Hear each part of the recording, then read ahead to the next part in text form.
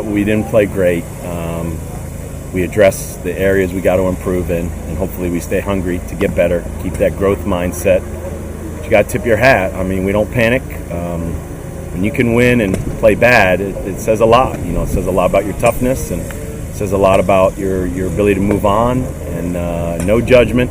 Can't do anything about the last play or the last inning. And as frustrating as it was for coaches, and I'm sure fans out there to watch today, man, that's impressive. You know, when kids can come out. That's a really good team we played. The sweeping hasn't even really sunk in. It's just one game at a time, playing a team that obviously could host a regional, do a lot of damage in the postseason. That's a great club, and we showed a lot of toughness this weekend. So even in our bad play, I'm proud of these guys, but I'm chomping at the bit to get back and continue to work and get better. You know, Cade showed a lot of toughness yesterday.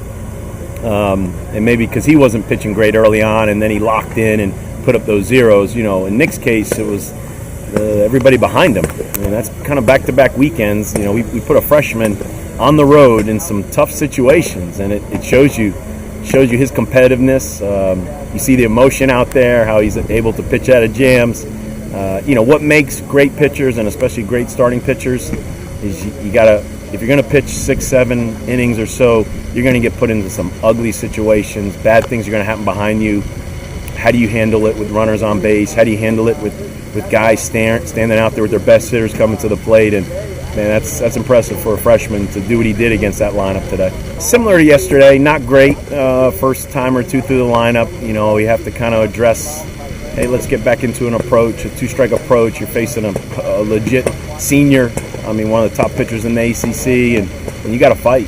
You got to grind some at-bats out, and it's not going to go in your favor all the time. And I thought we've done that. You know, the one thing I've challenged them, you know, I wouldn't think I'd have to challenge you during the game, but if I need to do it, I'll call you up and kind of remind you of what Coach Snyder and Coach Vrabel are preaching, and they're smart, and because they respond. I mean, they lock in and they compete, and you know, like I said, to me, I just thought we showed a lot of toughness this weekend.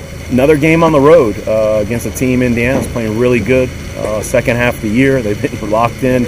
I don't know if they've lost a weekend series in months when you look at what they've done. And you know, they're fighting for the NCAAs. I'm treating them as an NCAA opponent. They're definitely good enough with the talent they have and the way they're playing. So they're one of the 8 games that we kind of approached going into that Vanderbilt game, that we're playing 8 NCAA opponents here, or at least games against NCAA opponents. Man, we gotta compete, and so it's gonna be a tough game on the road.